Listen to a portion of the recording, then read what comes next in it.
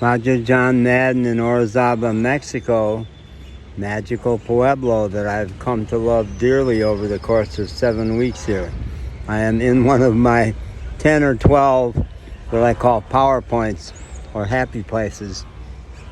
Fabulous bridge here. Underneath it is the Orizaba River. And you see those benches down there? That's where the cable cars take off. And there they go, teleferical.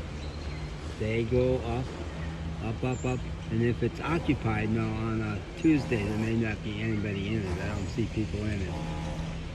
I don't see any people in there. When it's occupied with people, when they go over that little bump there, they shriek with laughter. It's so much fun. And you can't see the top of Cerro del Borrego from that building there, but it goes way up to the top there, and there's a big park up there. This is the Palace of Governors over here. House of Governors is not as ornate in the back, gorgeous in the front. Lots of Mexican cities have a big city hall. That's what this is. This is distinguished to me by a huge central courtyard with, they've got lots of little flags flying. In the central courtyard, there's a huge, huge Mexican flag flying. So I've had lots of dealings in here. Right down that hallway is Recursos Humanos, the Human Resources Department. Maria Hernandez heads that. She's a spectacularly effective team builder and manager. I had dealings with them because I was arrested maybe 3 weeks ago in the Parque Alameda, which is right at the foot of Cerro del Borrego there. I was arrested in circumstances that were so screwed up that even the cops were apologizing to me that they were arresting me, but they had to politically.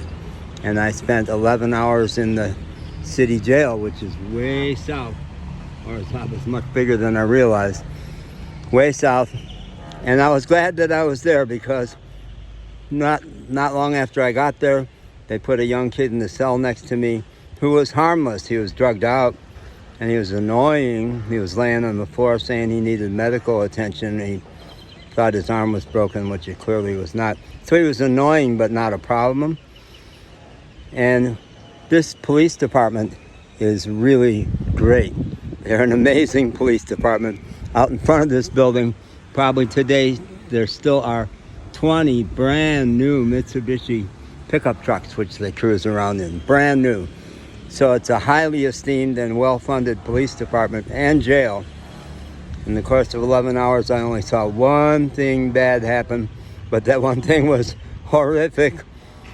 That kid laying on the floor, some jailer who didn't like him, kid goes in, he's a street kid, you know, but harmless.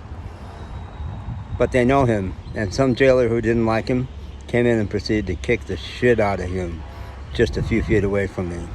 So I reported it. I told the kid I would. I was there with him for a long time, and he dried out, and we became buds.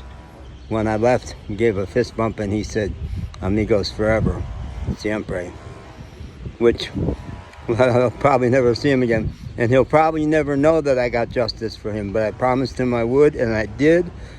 Yeah, I'm proud of that. I went in there and talked to Maria Hernandez, and she was so mad. It was so out of context for that to happen in this town. She got the police captain online right away, and within a few days they had worked it out smarter than I could. I've worked out of human resource departments in big companies like AT&T, but I never was a generalist. I never had to handle tricky personnel issues like that. I wanted that bastard fired. They chose not to. They said, if we fire him, he's got nothing to lose. He knows who fingered him. You were the only other person to see it, and you complained to 2 jailers that day. He'll know who you are, and everybody on that force pretty much knows where to find you, your big camper van, which I don't have anymore because it just was stolen. But they said, if we fire him, he's going to come for you. If we keep him on the force, maybe we're going to try to rehabilitate him. Why crush him? Why crush him? Maybe he can be rehabbed. So we'll make him get therapy, hit him with a cut and pay, but give him the promise of rebuilding his career. So they were smart. They handled it good, and they said, he's not going to come for you. he's got too much to lose now. So enjoy your time in Orizaba. So that's a lot of context. I think I was going to talk about something else that I think I won't attempt to talk about now. This video is already 5 minutes long. That's in a nutshell my story about Orizaba, Mexico, which I love. I love this town. And even though my car is gone and I'm going to take a bus back down to Veracruz, which is by the ocean, which I need, and I have even better friends there, I'll come back. Part of the reason for staying in Veracruz is so I can get to the mountains every year, and I'll come back for a month or two every year, for sure. It's an amazing town. And even though it's the place where I spent 11 hours in jail and got my car stolen, I'm even kind of happy about my car getting stolen. It was a wreck. I've been doing nothing but feeding money into that car my whole time in Mexico. And I've been saying, tired of the road, man, tired of the road. Well, I'm going to rent an apartment in Veracruz. This guy who identifies with being camper van man is going to get a little apartment with a genuine bed. And, well, we'll see. It's always we'll see. Okay.